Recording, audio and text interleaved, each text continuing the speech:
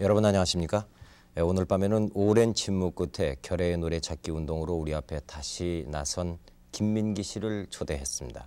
여러분께서도 익히 잘 아시겠습니다마는 아침 이슬의 작사 작곡가로 70년대 우리 가요 문화의 새 바람을 일으켰던 바로 김민기 씨가 그동안에 많은 어려움을 겪으면서도 우리 앞에 모습을 감추은 채 무성한 소문만을 낳고 있었습니다. 이제 다시 활동에 나선 김민기 씨를 모시고 결의의 노래 찾기 운동을 펴게 된 그 취지와 그동안 숱한 굴곡을 겪은 삶의 얘기를 진솔하게 나누어 보도록 하겠습니다. 여러분 김민기 씨를 박수로 맞이해 주시면 대단히 고맙겠습니다.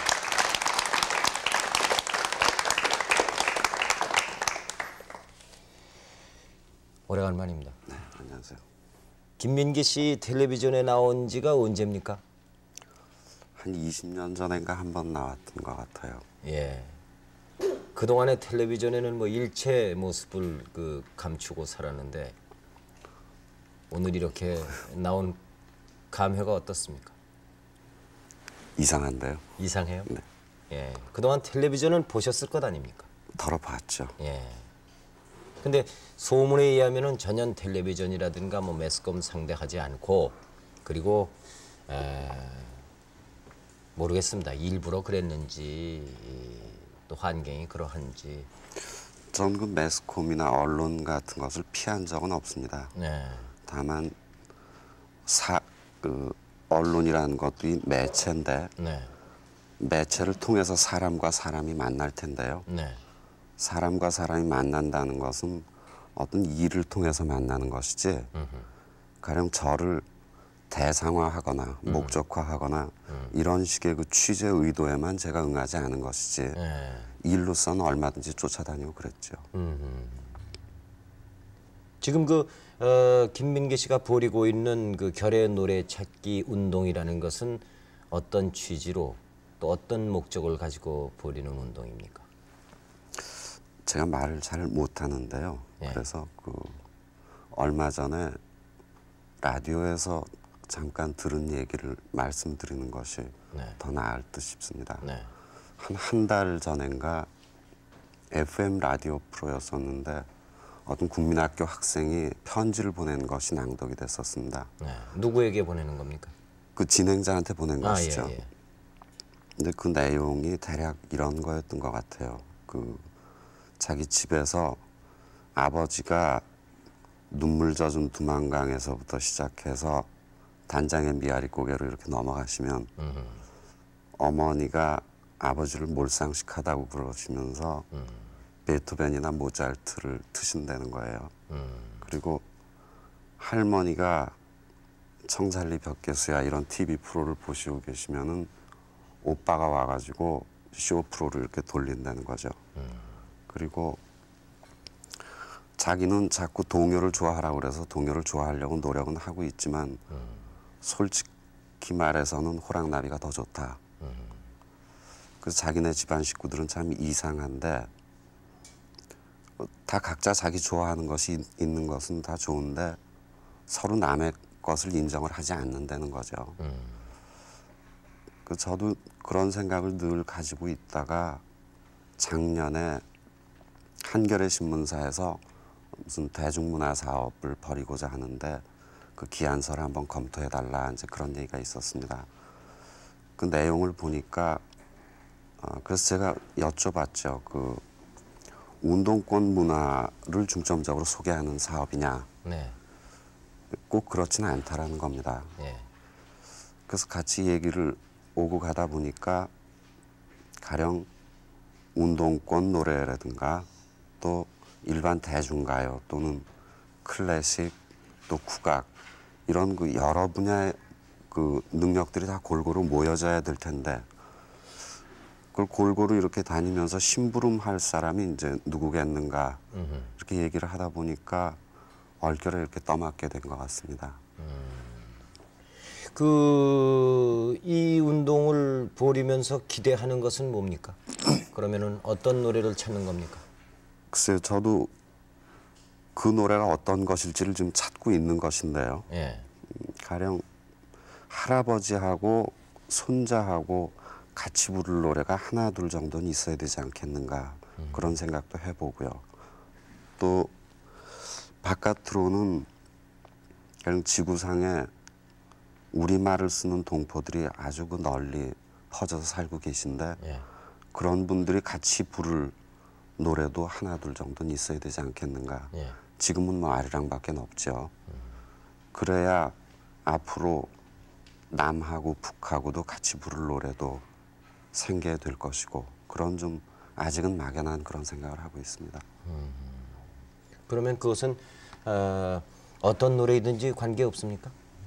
예를 들자면은 동요도 어른 부를 수 있는 것도 있고 그렇죠. 또 가곡도 어린애가 불러서 좋은 것도 있고 그렇죠. 대중가요도 또 연세에 관계없이 그 부르는 층이 넓은 노래가 있고 네. 또 어떤 젊은 층만 좋아하는 노래도 있고 다양한데 네.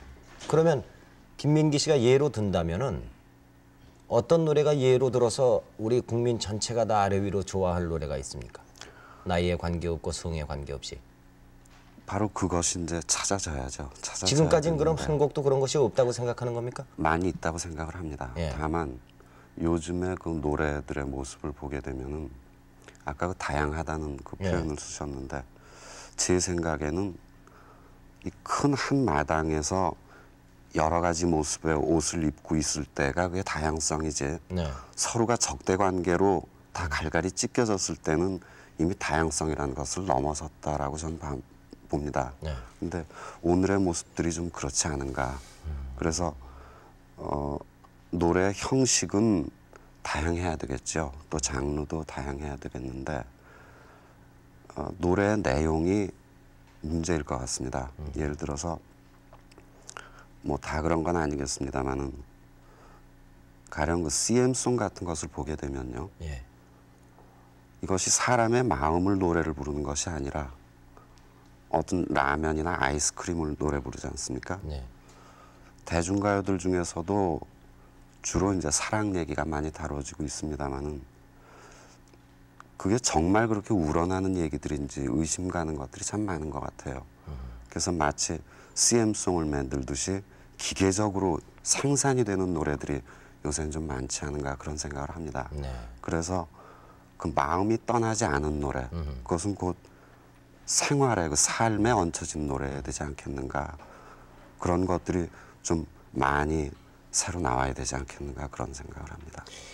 예를 들어서 그 대중가요입니다마는 뭐 번지 없는 주막이라든가 나그네 서름이라든가 뭐 눈물 젖은 두만강이라든가 이런 노래 뭐 그 밖에도 수없이 많습니다마는 50년 가까이 50년 넘게 국민들이 그 노래를 부르고 있습니다.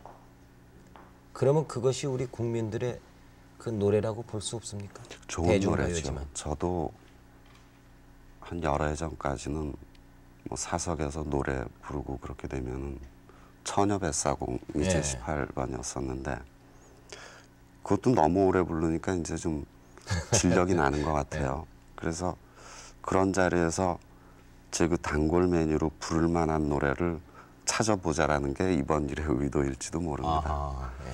가령 조금 전에 말씀하신 번지 없는 주막이라든가 그런 노래가 아주 좋은 노래들이죠. 네. 그러나 지금 자라나는 사람들한테 그 노래가 맞을지는 의문입니다. 그럼 노래는 준비가 됐습니까? 만들고 있습니까 지금? 지금 2월 한 달 동안에 그 국내와 그 해외 동포들을 상대로 해서 공모를 하고 있고요. 가사를. 가사, 곡 다 곡다 같이 해서, 있죠.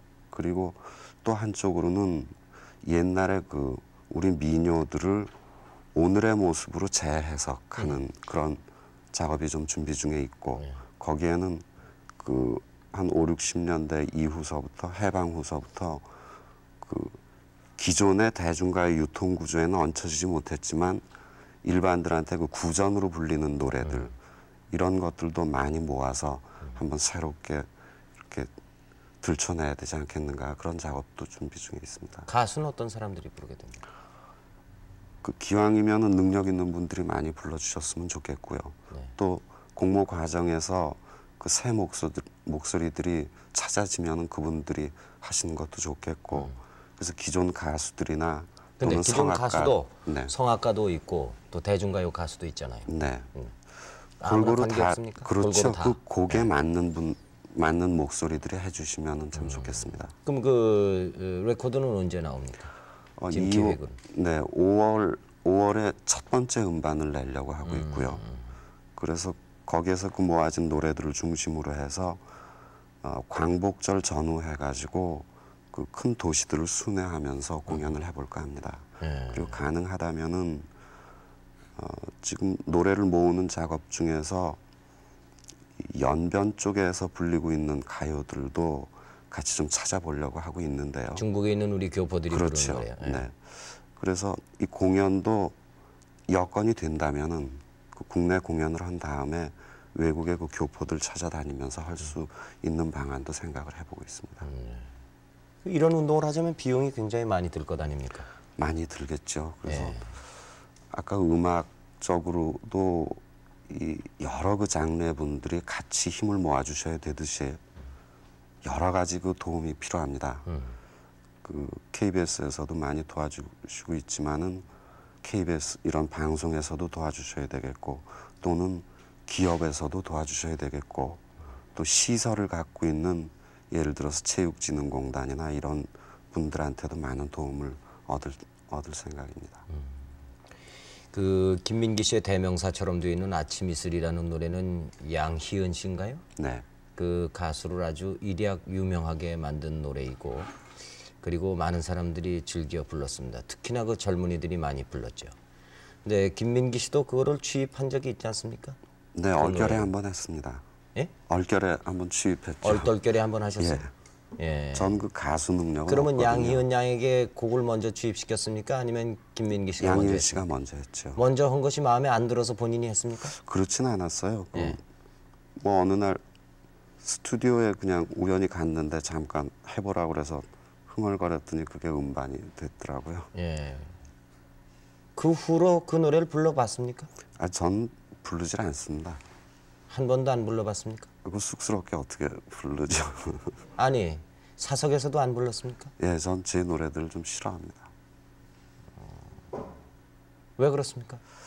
글쎄요, 제가 노래 만들던 그 기억은 그저 그 주변에서 이렇게 느끼는 그런 것을 일기 쓰듯이 그렇게 노래를 만들었었다라고 생각을 합니다.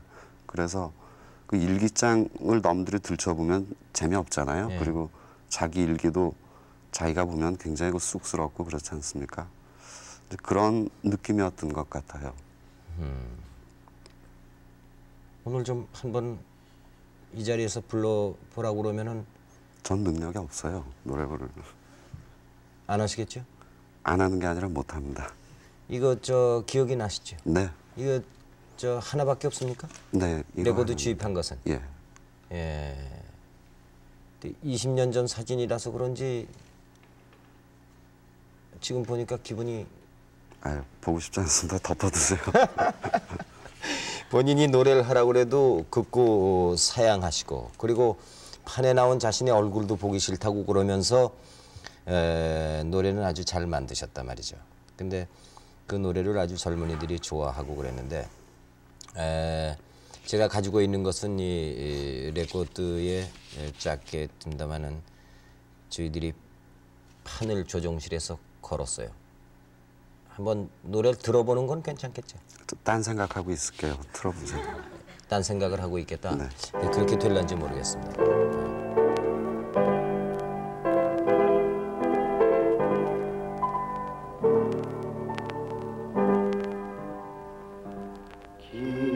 김항시 세우고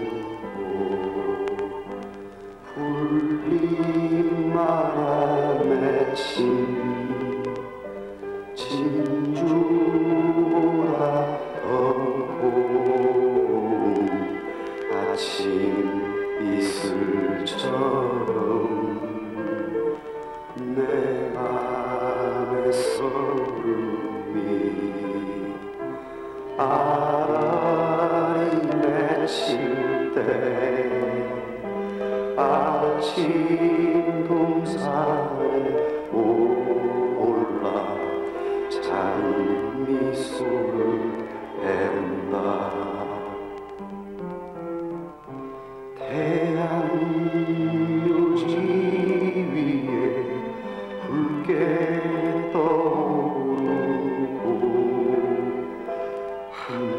낮에 찌는 더위는 나의 시련일지라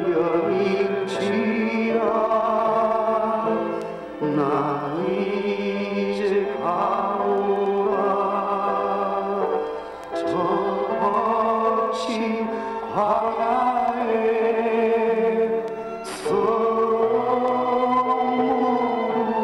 버리고 나 이제 가오라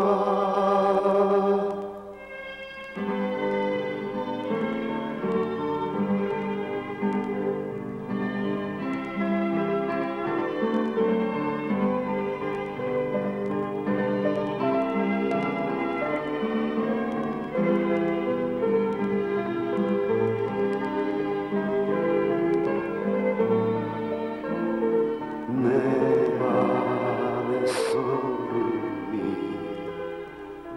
아라리 맺힐 때 아침 동산에 올라 작은 미소를 댄다 태양은 묘지 위에 붉게 떠오르고 한낮에 찌는 더위는 나의 시련일지라 나 이제 가오라 저 거친 광야에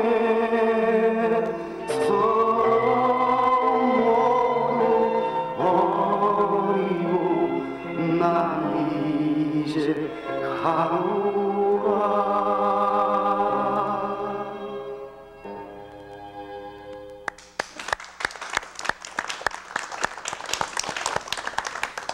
근데 이 노래를 들으면서 애써서 딴 생각을 하는 것도 참 어려운 일이군요. 네. 저도 딴 생각을 하면서 안 들어보려고 그랬는데 그게 잘 안 되는데 무슨 생각을 했습니까 지금?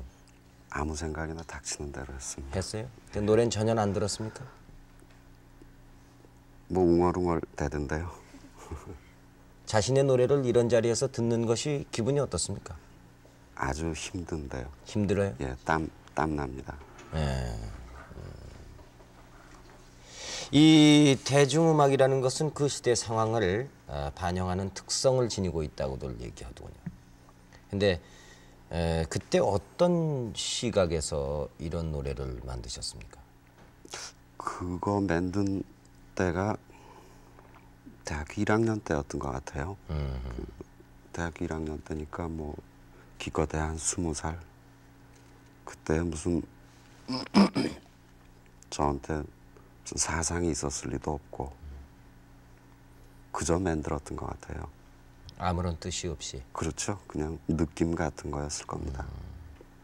근데 이 노래를 만들어 가지고 그 70년대 대학가에서 아주 선풍적인 그 환영을 받았어요. 자신은 지금 뭐 노래를 만들고자 해서 만든 것이 아니고 일기를 쓰듯이 이렇게 하다 보니까 만들게 됐다. 그렇게 얘기를 하시는데 대학가에서 아주 선풍적인 인기를 끈 것은 말할 것도 없고 그게 어떻게 운동권 가요로 마치 그 운동권 가요의 효시처럼 그 데모하는 학생들이 불렀습니다. 거기에 대해서는 어떻게 생각합니까? 그 당시에 그 노래가 나올 때 기왕의 그 대중문화의 판이라고 한다면은 이런 기억이 납니다. 그 한 두 가지로 양분이 돼 있었던 것 같아요. 한 가지는 그 군가라든가 건전가요라든가 이런 부류가 한 부류가 있었고 또 한 부류는 일반 그 상업가요. 그 어떤 쪽에도 끼지 못한 그런 꽂아놓은 보릿자루 격의 노래였던 것 같습니다. 그러니까 학생들한테 그것이 조금 신선하게 받아들여졌을지도 모르죠. 그런 정도로 생각을 합니다.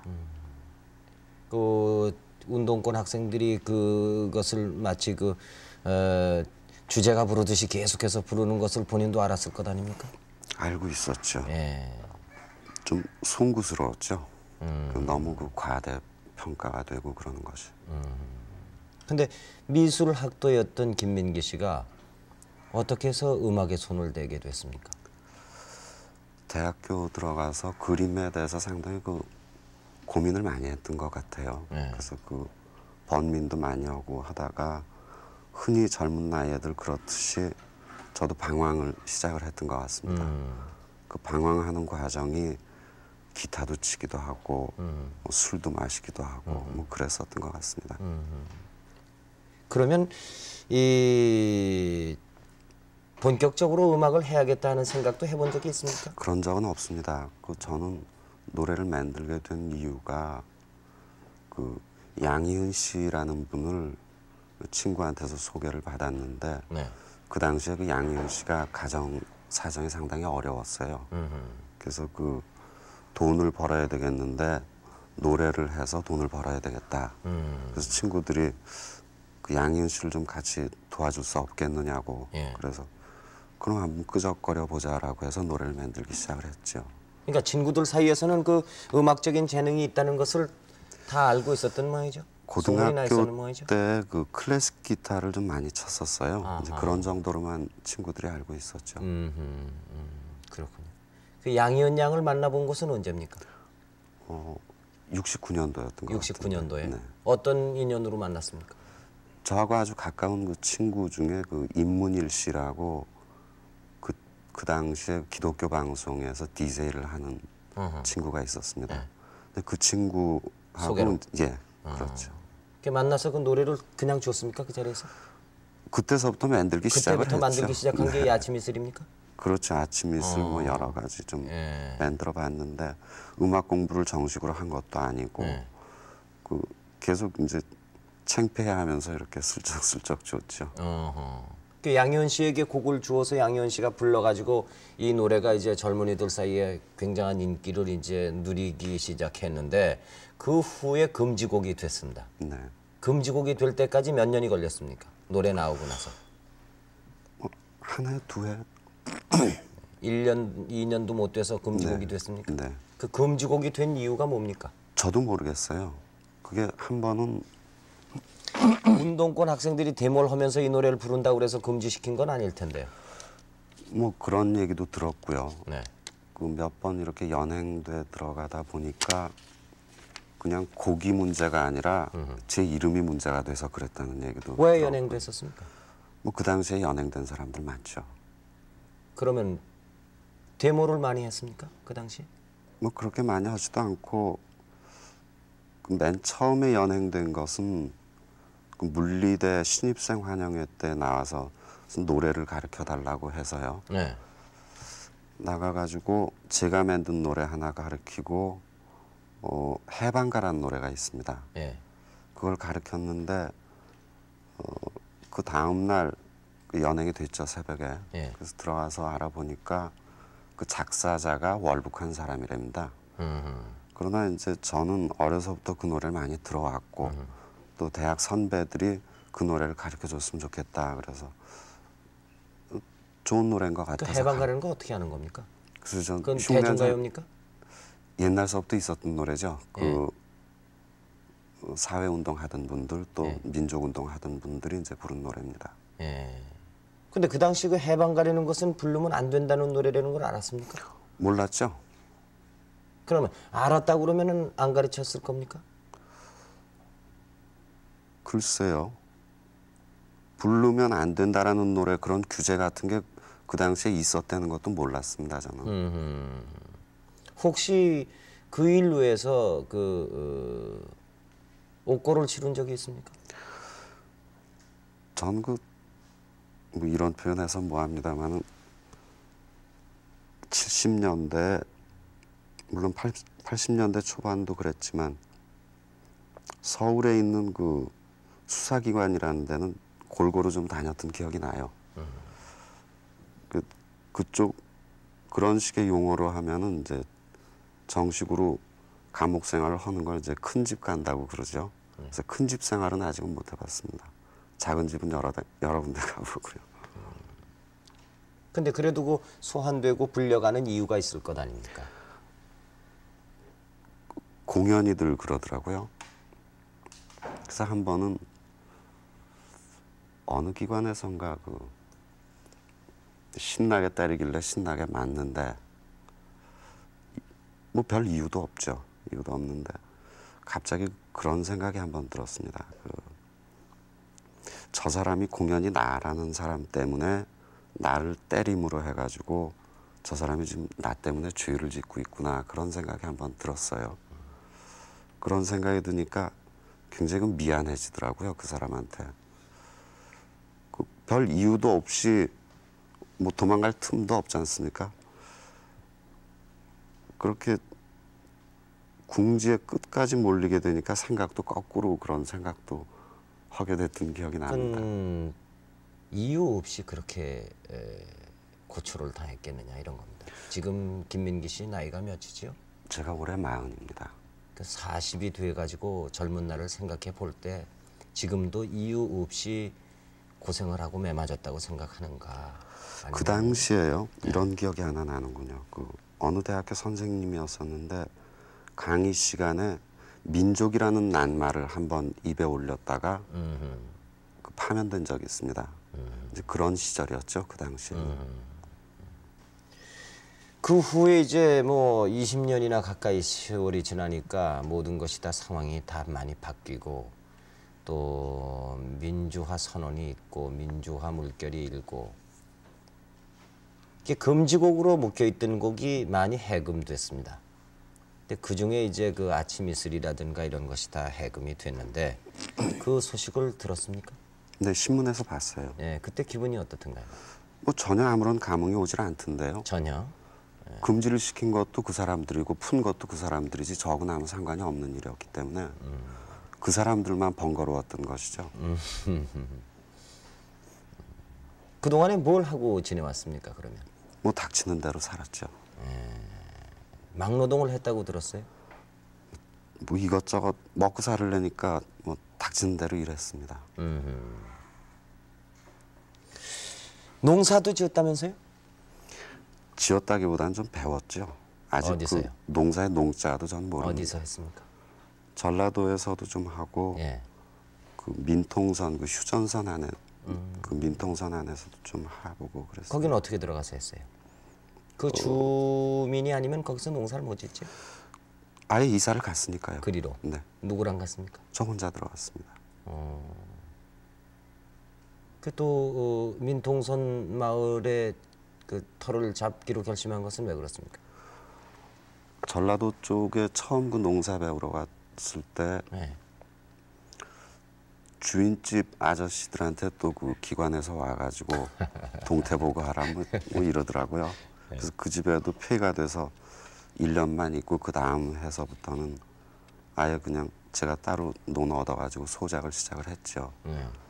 전라도에서 하다가 그 민통선 부근에 작은 아버지가 혼자서 또 농사를 짓고 계셨었어요. 네. 그래서 서로 의지도 할 겸 그쪽으로 옮겨서 그 다음엔 이제 민통선으로 아예 혼자 들어갔죠. 들어가는데 문제는 없었습니까? 뭐 별 문제는 없었던 것 같아요. 예. 그 얼마나 거기서 농사 지었습니까? 글쎄 민통선에서 3년 했던가요? 잘 기억이 안 납니다. 농사 짓기에 무엇이 제일 어렵습니까? 다 어렵죠. 예.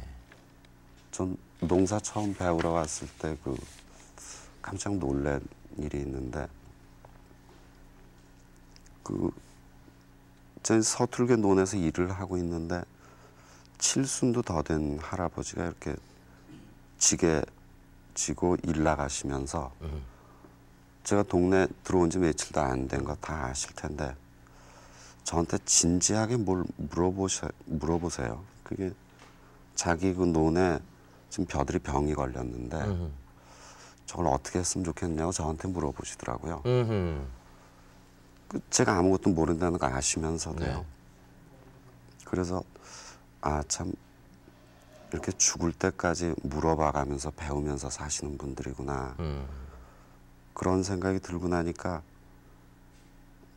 뭐 세상에 그렇게 훌륭한 분들이 많이 살고 계시다. 이제 그런 생각을 많이 해봤습니다. 탄광과 그 밖에 어촌이라든가 이런 데서도 일을 했다고 들었습니다. 뭐 먹고 살자면 뭐 별일을 못 하겠어요. 근데 그것은 그러니까 정말 생계가 막연해서 그러면은 광산에 가서 일도 하고 했습니까? 그렇죠. 그 민통선 같은 데는 겨울에 그 날씨가 너무 춥기 때문에 비닐하우스 같은 것도 안 돼요. 그래서 겨울 한철 소작하는 주제에 놀을 수도 없고 그 탄광 가서 일도 하고 또 그 낙도의 김양시장 같은 데서 일도 하고 다 즐겁게 일했습니다. 전 고생했다라는 생각은 안 들어요. 본인이 노출되는 것이 어떤 면에서는 싫었다고도 볼 수 있는데 그 탄광 같은 데 가가지고 일하려고 그러면은 소위 요 근래에 생긴 얘기인지 모르겠습니다만은 무슨 위장 취업이다 뭐 이런 얘기가 나오지 않습니까? 그런 것은 없었습니까? 탄광에 처음 가니까요. 예. 합숙소에 첫날 들어갔는데 분위기가 으시시하죠. 탄광에 가면은 연장들이 전부 흉기처럼 보이고 얼굴도 검고. 근데 첫날 그 반장 되시는 분이 인사하는 자리에서 여기서는 지난 얘기 서로 안 물어보는 데입니다. 그러시더라고요. 과거를 묻지 않는다 이거. 예. 어허. 그 얘기를 듣고 나니까 얼마나 마음이 놓이는지요. 참 그 고마운 분들이었습니다. 그 얼마나 일했습니까 탄광? 뭐 한 해 겨울 조금 한해 겨울. 해봤죠. 예. 어촌에서는 얼마나 일했습니까? 그것도 뭐 한 해 겨울 해본 것이죠. 농한기철에. 예. 농사 질 수 없는 철에 네. 겨울에요. 예. 지금까지 해본 것 중에 어떤 게 제일 어려웠습니까? 다 어렵죠. 다 제대로 못 해봤으니까요. 농사도 뭐 5년 배워가지고 뭐 알겠습니까? 그건 다 어렵죠. 혹시 여기저기 다니다 보면 김민기 씨를 아는 사람을 만났을 수도 있고 소문을 들은 사람도 있을 텐데요. 뭐 알아도 다들 그렇게 덮어주고 위해주고 그러시더라고요. 그러면 그때 민통선 마을에 가서 농사를 질 때나 또 어촌에 가서 그 고기잡이하고 탄광에 가서 그 탄을 캐고 할 때 그때는 숨어 다니는 기분이었습니까? 아니요. 당당하게 댕겼습니다. 예. 그때는 뭐 수사기관이나 이런 데서 오라고 그런지도 않을 때고. 아니요. 많이들 왔죠. 와봤자 지금 모내기 하고 있는데 자기네들이 가자고 그러기도 뭐하고 그러니까 다시 돌아가고 그랬죠. 근데 본인이 자꾸 그 자랑이 아니라고 얘기를 하니까 저희들도 그 얘기를 믿겠습니다. 그런데 하여간 좋은 고등학교를 졸업하고 그리고 좋은 대학에서 그 공부하던 장래가 촉망되는 청년이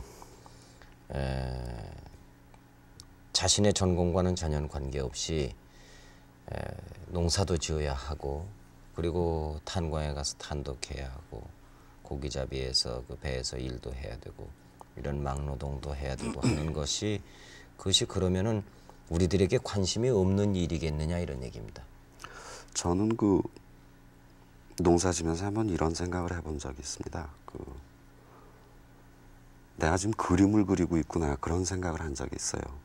그 가을에 논에 이렇게 곡식이 잘 여무른 걸 보고 얼결에 작품 좋다 그런 말이 이렇게 나오게 되죠. 그래서 유별난 짓을 했다라고 생각은 안 합니다. 그 탄광 그 막장 같은 데서도 내가 지금 작업을 하고 있구나 그런 생각을 많이 하고 그랬기 때문에요. 그림을 그리는 작업을 하고 있다. 예, 그런 생각을 해봤습니다.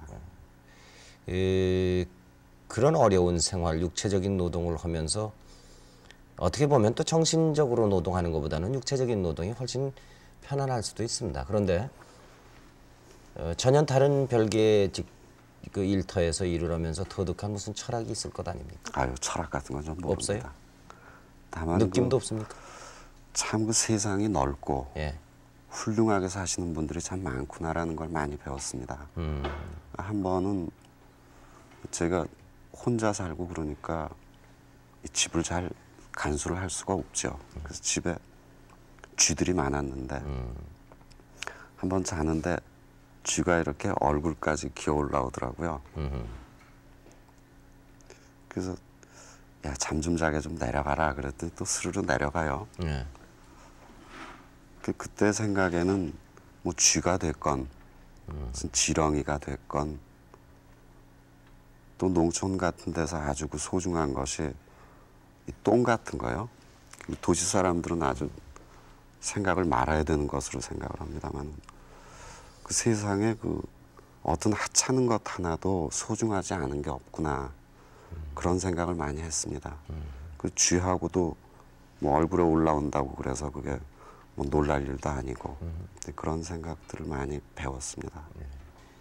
저희들이 농촌을 볼 수 있는 것은 어쩌다 한 번이고 아니면은 그림에서나 보고 그렇습니다. 저희들이 그림에서 보는 농촌 풍경이라는 것은 참 아름다워요. 미술학도였으니까 농촌 풍경도 많이 그렸겠죠. 실제로 가보니까 어떻든가요? 그 농촌에 안 가봤을 때 가졌던 그 공간 개념이라고 그럴까요? 그것이 상당히 좀 다르다는 것을 좀 느꼈습니다. 네. 가령 모내기를 한참 하는데 그 면사무소 직원이나 농촌지도소 직원들이 와서 그 당시 뭐 감 내놔라 떡 내놔라 많이 좀 간섭을 많이 했지 않습니까? 품종도 이걸 해라 뭘 어떻게 해라. 한참 바쁠 때 이렇게 뭐를 심다가 이렇게 올려다 보게 되겠죠. 예. 그것이 제가 논바닥 속에 있지 않았으면은 그와 같은 공간 개념은 몰랐겠죠. 밖에서 이렇게 제3자로서 이렇게 보는 공간 개념밖에 없었을 텐데 그 참 다른 공간 개념들이 있구나. 특히 이제 막장 같은 경우에서도 그런 걸 많이 느꼈습니다. 예. 그러면 그런 그 농촌 생활 또 탄광촌에서의 생활 이런 것을 청산하고 서울로 상경한 것은 언제입니까? 84년도였던 것 같은데요. 84년. 네. 예. 어떤 계기로 다 청산했습니까? 제가 살고 있던 집이 불이 나 버렸어요. 그래서 입고 있던 옷밖에는 남은 게 없이 홀랑 다 타서 뭐 제 땅이 있는 것도 아니고 그냥 엉거주춤하게 나앉은 거죠. 예. 그래 서울로 올라왔습니까? 네. 그 서울로 올라와서는 어떻게 생활했습니까? 무슨 꼭 취조받는 것 같습니다. 서울로 올라와서도 뭐 많이 닥치는 그런 대로 살았죠. 그 말하자면은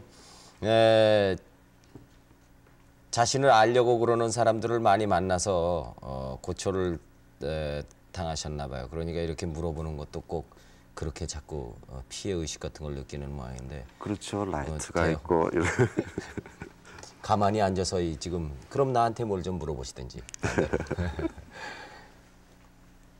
84년 이후는 어떻게 지내셨습니까?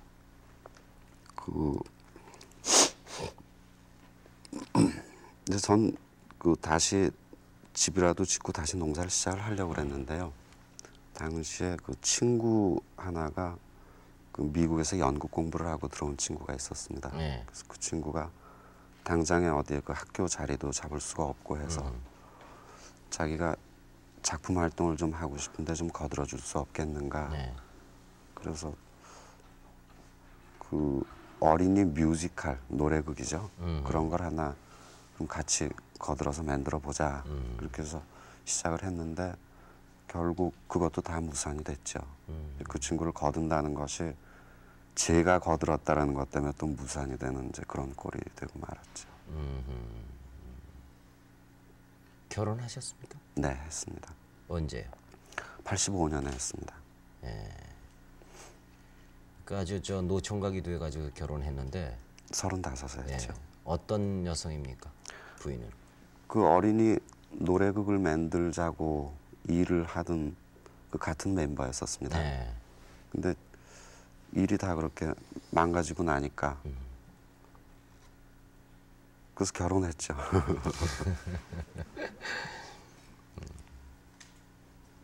무턱대고 만나서 결혼하는 사람은 없을 겁니다. 특히 여성의 입장에서 평생의 반려를 만났는데 그냥 결혼했겠습니까? 김민기 씨에 대해서 다 알고 결혼했겠죠. 그렇죠. 예. 고생을 작정한 사람 같습니다.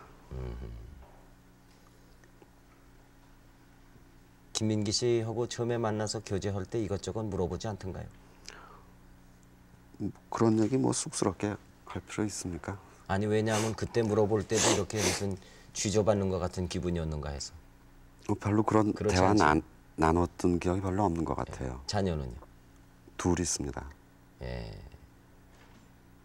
한참 귀여울 나이입니다. 근데 이 남자입니까 여자입니까 애들이? 둘 다 사내입니다. 아, 예, 예. 그 무슨 노래를 가르쳐 줍니까 애들한테? 전혀 뭐 가르쳐 주는 거 없고요. 예. 저희 집엔 턴테이블도 없으니까요.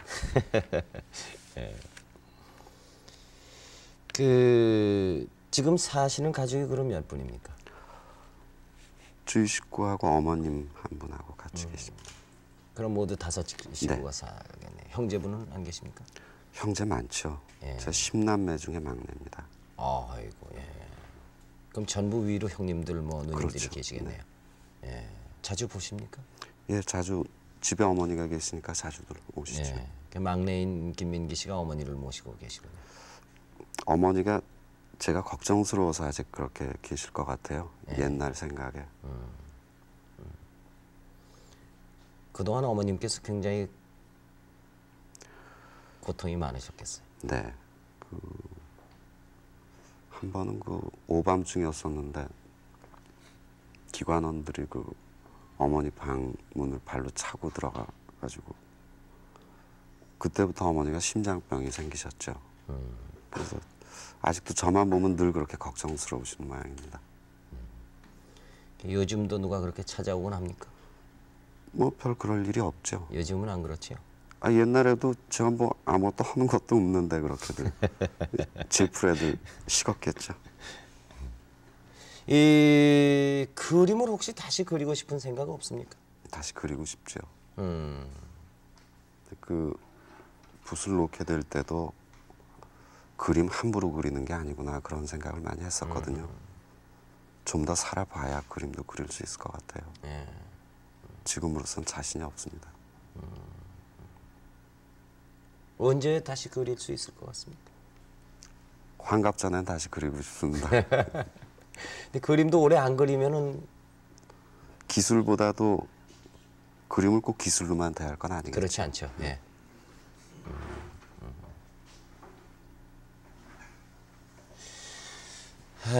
고등학교 졸업한 후로 대학에 입학해가지고 오늘날까지 20년 동안을 결코 평탄하다고 생각할 수 없는, 그러니까 보통 사람들이 생각하기에 평탄하다고 생각할 수 없는 삶을 살아왔습니다. 글쎄요, 본인은 저는 그렇지 않다고 그렇지 그럴지 않습니다. 몰라도 네. 저희들이 보기엔 그렇습니다. 가끔 지나온 세월을 돌이켜 보십니까? 좋았던 시절이죠. 아주 저는 행복하게 축복받은 식으로 살았던 것 같습니다. 고생스러웠지가 않고요. 고생스럽다니요. 그 훌륭한 분들 알게 되고 그런 기회를 가진 것이 오히려 저한테는 다행이었죠. 훌륭한 분들이라는 어떤 분들을 얘기합니까? 농촌에서 만난 분, 예. 탄광에서 만난 분 얘기하는 겁니까? 예, 그렇죠. 아하. 그러면은 육체적인 그 고생이 대단히 값진 것이었다 이렇게 생각하고 계시군요. 그건 고생 축에도 못 들죠. 제가 만약 그 정도 한 것이 고생이라면 지금 평생을 그렇게 사시는 분들을 뭐라고 표현을 해야 되겠습니까? 그건 고생 축에도 못 들어가는 거죠. 우리 노래 찾기 이런 운동이 예를 들어서 얼마나 계속될는지 몰라도 그것이 끝나면은 그러면 언젠가 다시 또 농촌에 가서 정착할 수도 있겠네요. 갈 수만 있다면 가고 싶죠. 방청객 중에서 여러분들 질문하실 분 없습니까? 요즘 젊은 가수들의 활동이 활발히 진행되고 있는데 이런 젊은 가수들에 대해서 어떻게 생각하고 계시는지요? 네, 요즘 일반 대중가요들 저도 참 좋아하고 또 운동권 가요라고 하는 것들 있죠. 노동 현장이나 이런 데서 불려지는 그런 것들도 다 좋아합니다. 좋아하는데 그것을 향유하는 층이 너무 젊은 층들 문화만 지금 많이 돼 있는 게 아닌가 그런 생각을 합니다. 노인들이나 아이들 또는 주부들 여러 모습으로 사는 모습들이 많지 않습니까? 삶이라는 것은. 그 큰 폭에 비하면은 지금의 대중문화는 너무 그 좁은 영역에만 머물러 있지 않는가 그런 생각을 좀 합니다. 딴 사람. 김민기 씨께서 작곡하신 곡들이요, 운동권 가요로 학생들 사이에서 많이 불리고 있는데요. 그 노래들이 요즘엔 대중 사이에서도 많이 인기를 얻고 있거든요. 그러면 요즘 불리는 운동권 가요에 대해서 어떻게 생각하시는지 좀 말씀해 주세요. 네, 방금 말씀드린 이제 그런 큰 언저리에서 그런 생각을 합니다만 특히 운동권가에 대해서는 이런 생각도 해보게 됩니다. 그 투쟁이라는 말들을 많이 쓰죠. 그 투쟁이라는 것도 제가 생각할 때는 절망과 희망과 애정과 휴식 이런 것이 다 얽혀져야 그 투쟁도 제대로 되는 것이지, 무조건 기관차처럼 한쪽 방향으로 나가는 것만 가지고서는 투쟁도 제대로 안 되리라고 봐요. 그래서 그런 폭넓은 삶의 그릇 속에 그렇게 다양한 모습으로 노래들도 만들어져야 되지 않겠는가 그런 생각을 합니다. 요즘 동구권의 자유의 물결이 거세게 일고 있는데 김민기 씨께서는 그 동구권의 자유의 물결을 어떤 눈으로 보고 계시는지요? 얘기가 상당히 신선해졌네요. 그래서 전 그런 쪽에 잘 식견이 없습니다. 다만 12월에든가요, 그 교황, 그 가톨릭 교황이 있으시죠. 네. 교황께서 평화의 날 메시지를 내신 게 있는데 네. 그 메시지 중에 이런 부분이 있습니다. 이 메시지는 죄송합니다. 성서의 그 창세기의 해석에 대한 반성에서부터 이 메시지를 쓴다. 대단히 충격적인 발언이죠. 그 교황께서 성서의 오류를 지적하셨다는 것이 종교사적으로는 대단한 의미가 있다고 봐집니다. 결론은 창세기에 그 사람한테 이 동식물을 다 붙였다라는 그런 표현이 있죠. 그래서 그와 같은 생태계에 대한 인식 가지고서는 앞으로 인류와 지구는 생존할 수가 없다. 이제 그런 발언이었는데요. 지난 1월에 그 모스크바에서 환경 포럼이 있었습니다. 거기에서 고르바초프의 발언은 호모사피엔스는 자살하려는가. 그 두 가지 그 소식을 접하고 저는 상당히 재밌는 걸 느꼈는데요.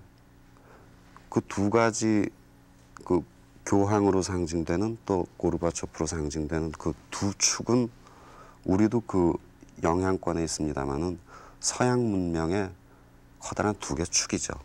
굉장히 대립해 왔죠. 근데 그 두 축이 서로 자기 반성을 하면서 한 가지 도출점을 찾아내고 있습니다. 그 생태계 문제라든가 환경 문제. 바로 그런 정도의 큰 폭으로 이 전 지구가 지금 큰 폭으로 변화를 하고 있는 게 아닌가. 그중에 잠깐 얹혀지는 것이 동구권의 사태. 그런 것도 그중에 한 물결이라고 봐집니다. 그 말씀 조금 더 드리면은 제 얘기를 안 하니까 좀 신나는군요. 지금까지 그 자본주의라든가 사회주의라든가 겉으로 보면 굉장히 대립하는 구조죠. 그러나 제가 볼 때는 두 가지가 다 한 가지 원리에 기초하고 있다고 봐집니다. 그 한 가지 원리는 산업화죠. 산업 문명을 이루자. 산업 문명을 이루는데 주도권 쟁탈에 있어서 이런 방식이 옳다 저런 방식이 옳다라고 싸워왔다고 봐집니다. 그런데 이제는 산업 문명 자체가 한계에 와 있기 때문에 생각하는 그 세계관의 방식을 전혀 다른 각도에서 찾지 않으면 안 되는 그런 시점에 와 있는 것 같아요. 하여튼 얘기가 좀 엉뚱한 대로 흘렀습니다. 또 딴 사람 질문하십시오. 저 평소에 결의 그 새 노래 찾기 운동에 관심이 많고요. 또 그 운동이 잘 되길 바라는 사람의 입장으로서 그 운동이 지금 선생님께서 쓰신 글이나 이런 것도 이렇게 많이 접해봤는데 너무 막연하지 않나 하는 그런 아쉬움이 굉장히 많거든요.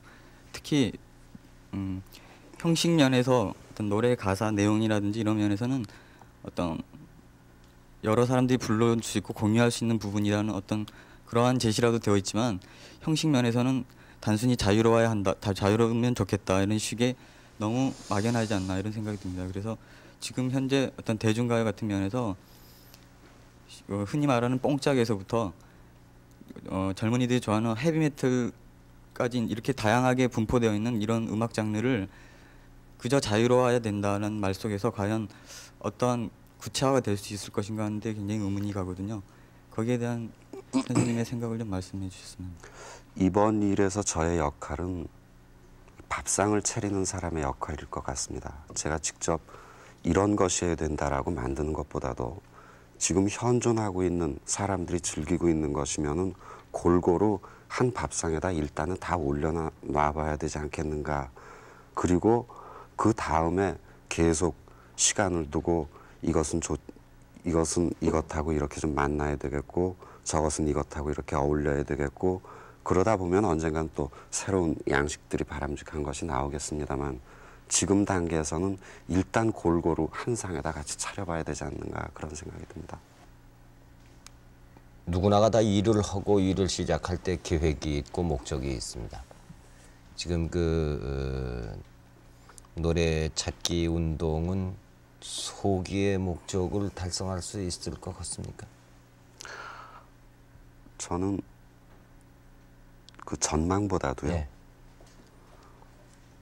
아이를 낳아서 이렇게 키우다 보니까 그 아이들이 이제 CM송도 따라 부르고 합니다만은 그 아이들한테 있어서 그 노래라는 것이 얼마나 큰 비중인가라는 걸 새삼스럽게 느끼게 됩니다. 이제 아이를 키우다 보면.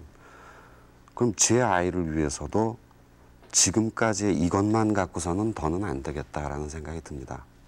그러니까 전망이 성공할 것이다, 소기의 성과를 얻을 것이다 보다도 해야 되겠기 때문에 이 일을 하는 것뿐이죠. 하지 않으면 안 될 것 같다. 그럴 것 같습니다. 한살림 운동이라는 것은 무엇입니까? 네, 제가 그 몸담고 있는 그런 모임인데요. 네. 뭐 장황하게 말씀드릴 수는 없겠지만 이대로 가다가는 다 죽는다. 뭐 이 편만 죽고 저 편은 살고 그런 것이 아니라 몽땅 다 죽으니까 다 한번 살려내보자 그런 일입니다.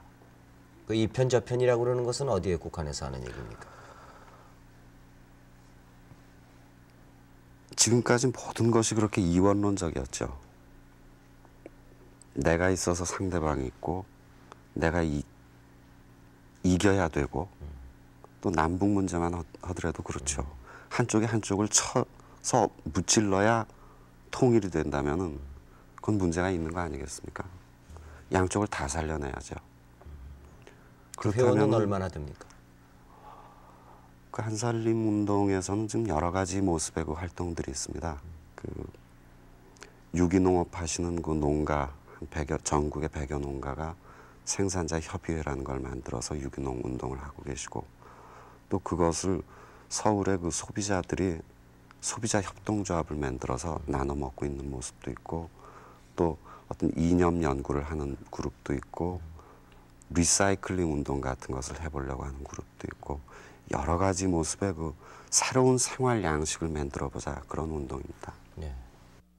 하여간 건강하시고 네. 그리고 어린이를 비롯한 그 많은 우리 국민들이 좋은 노래를 가지고 정서적으로 메말리지 않고 이렇게 이런 운동에 도움을 받게 됐으면 합니다. 감사합니다. 할 얘기가 대단히 많았던 것 같은데 이렇게 해지려고 그러니까 또 못다한 얘기가 많은 것 같고 예. 섭섭하고 미진한 점이 있습니다만 앞으로 기회가 또 있겠죠. 네. 예, 오늘 고맙습니다. 네, 감사합니다.